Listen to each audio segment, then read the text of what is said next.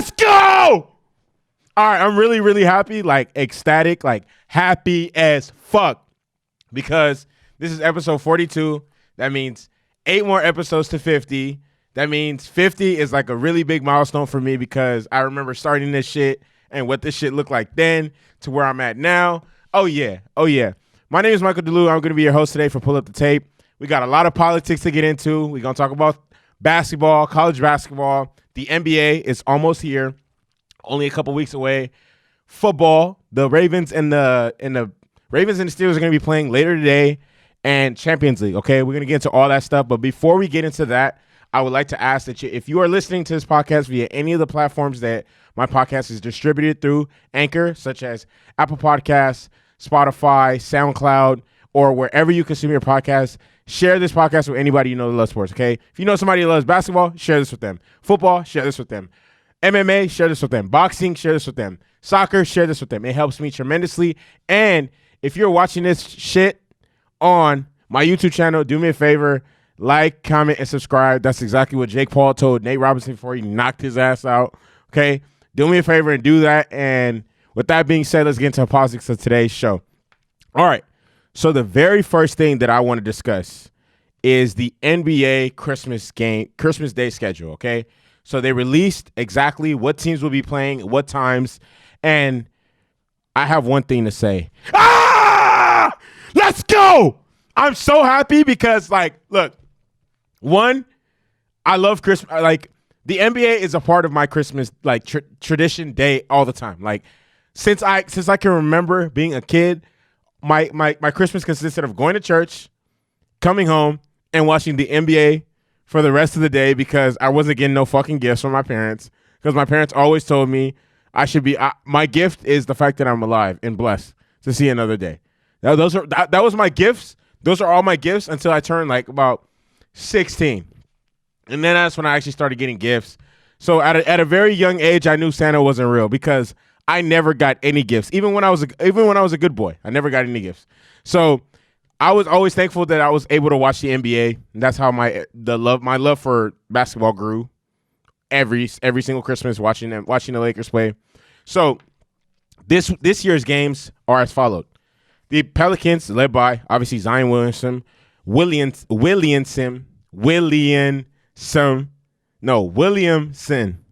and versus Jimmy Butler in the Heat. We have Stephen Curry and the Warriors playing against Giannis Antetokounmpo and the Bucks. KD is leading the Nets versus Jason Tatum Celtics. Luka Doncic is going to play against King James. And Kawhi Leonard is going to take on Nikola Jokic and the Denver Nuggets. Okay. So, honestly, bravo to the league for making this happen. I'm just very ecstatic that this is a tradition that's gonna continue. Like I'm really, really happy. And the game I'm honestly really, really looking forward to is going to be the Nets versus the Celtics.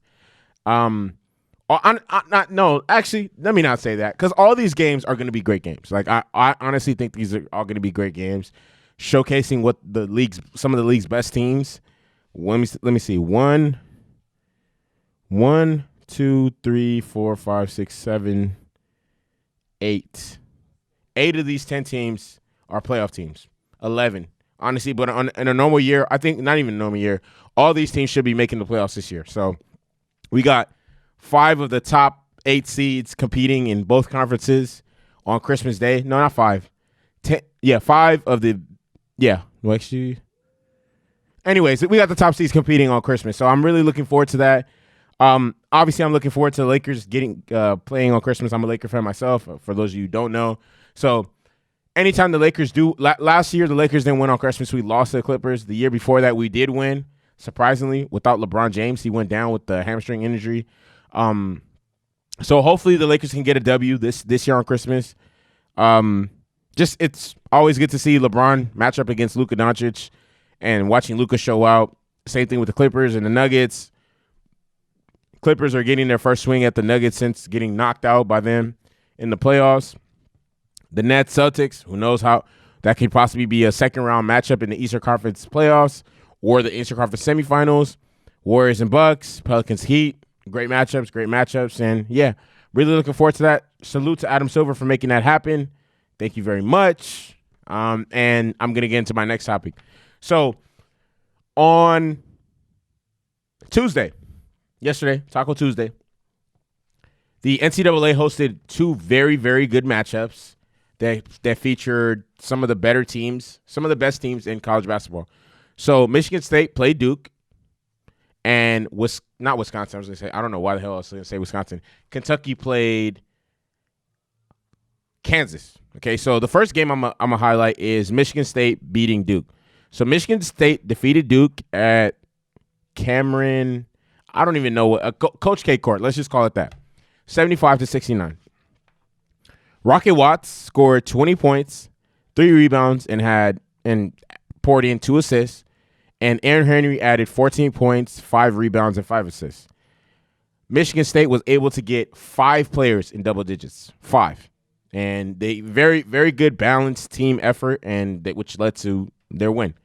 So the Spartans closed off the first half on a 13-4 run to take the lead at halftime, 37-33. And after halftime, they maintained control in the second half with the balanced offense to go with their aggressive defense and rebounding. Duke led 13-3 before like honest to God, like their offense just went to shit. They couldn't make shots and they couldn't get stops either. So they were just playing bad on both ends of the floor. Duke shot very, very, very, very, very, very, very, very, very, very bad from the field. They shot 32% from the field. That's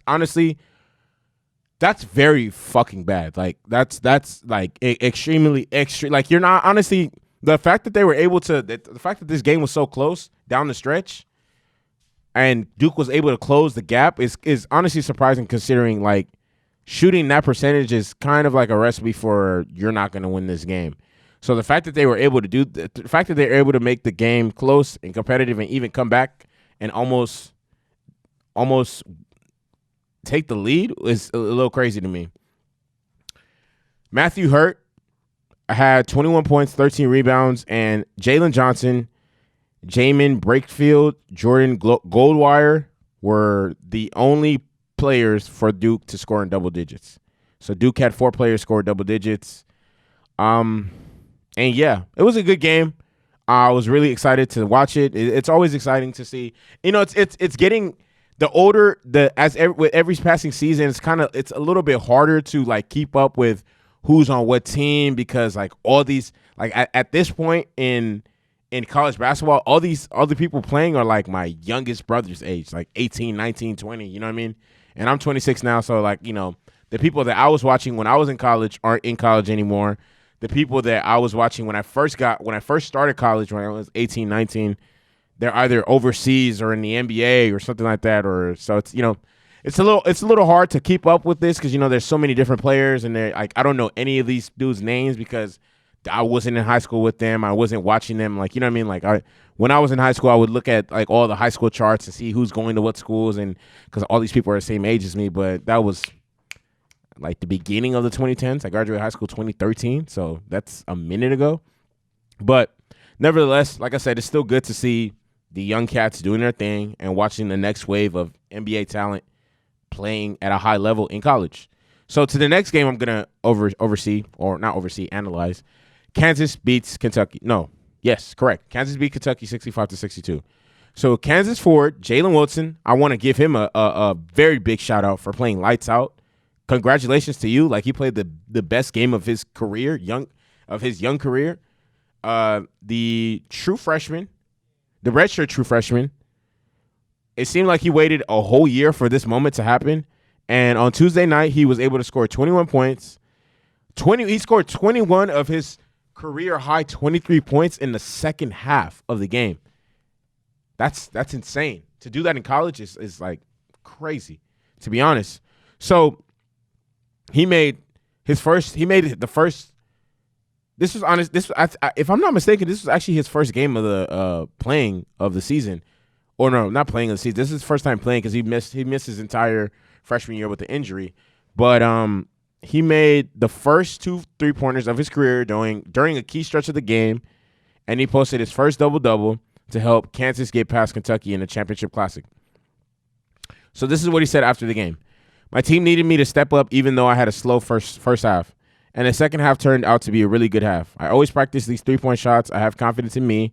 My team has confidence in me, and it felt really good. Wilson went 8 for 16 from the field and was the only player on the team with the shooting percentage of 50% or better. He had a season-best 10 rebounds, and Oche Agbaji, I'm sorry, my Nigerian brother, I know I butchered your name. My fault. I didn't actually get the chance to overlook the highlights so I could see the proper way to pronounce your name, but props to you. He poured in 17 points, and Christian Braun had 8 points and 13 rebounds.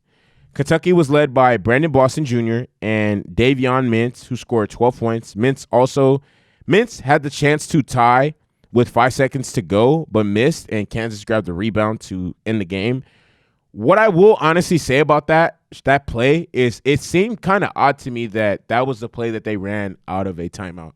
It seemed like a very, very just rushed and bad play. And honestly, as I was watching the play and after it unfolded, I had a hard time believing that that's the play that John Calipari drew up for them to try and get the it didn't make sense how that was the best. No, I honestly couldn't believe that shit because that the play was pitiful. Like from what I remember, he just they dribbled the ball up court. He gets the ball, goes to the corner and pulls up for first of all honestly, I don't even want to get into the shot or badmouth him, but I want to overlook something that John Calipari said in the post game. His team played terrible. I don't think they played terrible. They didn't play terrible, but considering how bad they played and how they were still in the game down the stretch to a top rated team, a top 10 team, there's a moral victory in that somewhere. Kentucky didn't play their best basketball, but the game was competitive and it came down to one possession. This was supposed to be one of the the games of the season that showcased two of some of the best basketball programs college basketball has to offer. And it honestly just turned into a sloppy game full of turnovers, missed shots, and just wasted opportunities.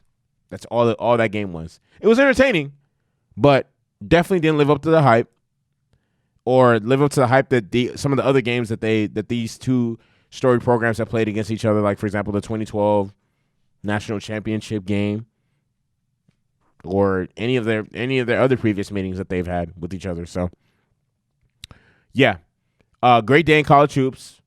Very excited to see how the season plays on the rest of the way. And yeah, so I want to get into my next topic, which is the Champions League. All right. So we had a very good, very, very great day. There was a lot of thrilling matches, and there are specifically 3 that I want to highlight and talk about and discuss because they honestly, when it comes to pull up the tape, we only talk about the shit that really matters. I'm not going to talk about 2 teams that no one fucking cares about because that's a waste of my time. That's a waste of your time. So the very first game I want to talk about is Liverpool versus Ajax. So Liverpool was able to win 1-0, and I want to state that I'm very I'm a Chelsea fan, and I try to keep everything I say as unbiased as possible because just nobody wants to hear me just bash on a team that doesn't need to be bashed on, or just spit out some information that obviously tell is biased and oh, he likes this team, that's why he's just bad mouthing this team. I want to give a props to Liverpool and Jurgen Klopp because Liverpool is playing without 9 of their first team players. 9. That's a lot. You have a starting 11 and you're playing without 9 players that usually are starting. That's crazy. So their goalkeeper made great saves. He made save after save after save after save after save after save. And honestly, the fact that he's only 22 years old is crazy. And at this point, it makes me think that he is a better choice than Adrian. If I'm not mistaken, his name. I hope I don't mess this up. Kalahari. There we go. Kalahari. So Curtis Jones scored an epic backheel goal, And that's how Liverpool was able to take the lead and go up 1-0. I will say, and from what I remember, and obviously the game happened yesterday, and I watched so much other stuff since then. Liverpool played great the very first 15 minutes. And in the first 15 minutes, Curtis Jones hits the post from outside the box after getting the pass from Mohamed Salah. And honestly, I think at that point, I felt like Liverpool should have scored. Liverpool should have been up 1-0 at that point. But, I mean, unfortunately, it didn't happen. And literally, like seamlessly right after that, Ajax took control of the game. In the first half alone, they had almost 60% of possession. To be exact, they had 59. And they created chance after chance after chance after chance. If not for the fact that Kalahari and Fabinho played so great, along with Matip, which those two are a very good center back pairing, Ajax would have banged in like 2, 3, or 4 goals. David Nares played great. I want to give a props to, even though Ajax didn't get the result they were looking for, they played great. They played lights out football. They played championship football. They consistently pressed the European champions. They consistently made chances. They pressed. They defended well. And honestly, the fact that they didn't score any goals is just honestly a travesty. Like it doesn't even make sense. But unfortunately, that's how cruel soccer can be at times, and we just seen it today. And neither team was very clinical at all, if any, today. Like even the goal that Curtis Jones scored, their Ajax's keeper Onana made a very, very big mistake. It wasn't something. It wasn't what Jones did. It was more so his mistake. So with that being said, I want to give a props to Liverpool. They clinched the group. They win regardless of what happens next week. They're winning the group and they're advancing to the group stage. And again, like I said, doing that without 9 starters is very, very good. Props to Jurgen Klopp and his staff and his team for pulling that off. Next game I want to get into is Bayern versus Atletico. All right. And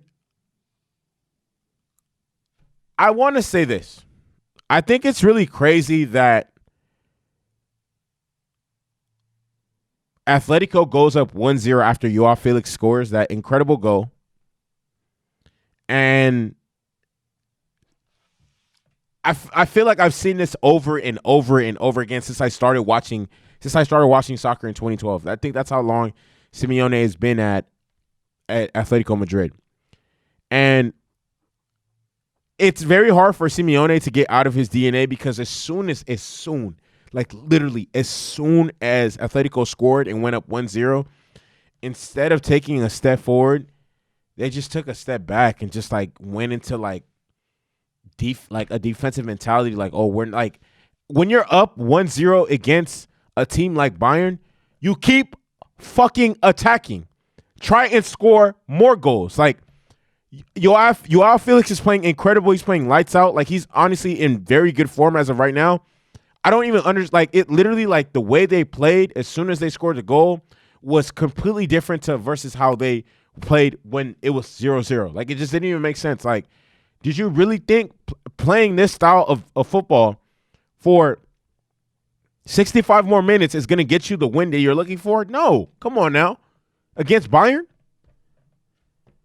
And obviously, lo and behold, Bayern created opportunity after opportunity after opportunity. And then in the 85th minute, Thomas Müller scores a penalty kick and then ties the game up 1-1.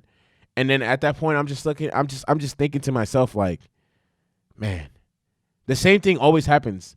Great teams find a way to win or get the result they're looking for, while average teams or bad teams just find a way to fuck shit off. And that's exactly what Atletico Madrid did. So I don't feel bad for them. I honestly just do not understand exactly why Simeone coaches the way he coaches. I mean, obviously he's much better at his job than I am in mine, but nevertheless, like I don't feel like that game plan was just the best one to execute in that situation, in that time, especially for what they're looking for to do. Like, they still have, like, they have to beat Salzburg to qualify for the next round, And if they would have won this game today, which they were 5 minutes away from doing, that probably wouldn't have happened. Like they wouldn't need a result on the final match day of the group stage to get into the next round. They would already have punched their ticket. But unfortunately, that's not going to happen. Now they have to actually win. I don't know. Do they have to win, or is a tie enough for them to go through? I think I don't know. I gotta look that up again. But with that being said, Bayern stays undefeated again in Europe. They haven't lost to anybody still, in I don't know how many games. The last time they lost, they probably was like last year's group stage, I think. Maybe. I don't even know if they even lost in that group stage. It might have been the 2018-2019 Champions League that they lost their last game. And to the last game that I want to talk about is Shakhtar Donetsk. They beat Real Madrid 2-0. And honestly, I am so happy. I'm very happy. Anytime I get to bash Real Madrid and talk bad on them, I get excited because yes, I don't like them as a team, as a club, as just anything. I don't like them at all. It's so great to see Thibaut Courtois letting goals and look like a fucking clown. I love it. Like, I just love seeing him struggle and look bad. Why? Because of how he did Chelsea. The dude was a snake. He's still a snake to this day. But oh man, I can't wait to say this. Real Madrid looked terrible start to finish. Raphael Varane looked horrible. Thibaut Courtois looked horrible. Lucas did nothing. Like, their midfield did nothing. Like, nothing at all. Like, they deserved to lose. Real Madrid deserved to lose, and I'm happy they lost. They deserved to lose. They didn't play good at all. They've been inconsistent all season long, especially in the Champions League. Like, not to mention, Shakhtar Donetsk beat them, got the double over them. They beat them twice in the group stage. They haven't lost to Real Madrid. Real Madrid just looks terrible, so much so where, like, you hear talks of, is Zidane going to leave the club and all this other stuff? Oh, my God. Yes, I'm happy. I'm very happy. I could go on and, continue to bash Real Madrid over and over and over again and just talk about how much I dislike them, but I won't. Honestly, they've suffered enough. Ooh, so, I mean, we're just going to let that go. I'm going to just state the facts again. Raphael Varane played terrible. Thibaut Courtois played terrible. Real Madrid as a whole played terrible. When Karim Benzema came on, did nothing. The midfield did nothing. All they did was get outclassed, outplayed the entire game. The back line was garbage. The center backs were garbage. Oh my God. The right back was garbage. The left back was garbage. The keeper was garbage. Raphael Varane probably gets like the idiot of the. Oh my God. Don't even understand what he was trying to do on that first play that he allowed the goal to go in. But I mean, yeah, I don't really know. Well, but I'm looking forward to this game that's about to happen in a couple minutes. The Steelers will be taking on the Ravens, a rematch of, what week was that? That was the week of Halloween. What week was that? Okay, they're on week 12 right now. So either week 8 or week 9 rematch. That was a very, very good game. So I'm looking forward to that. And yeah, that's about it for today's podcast. This is episode 42.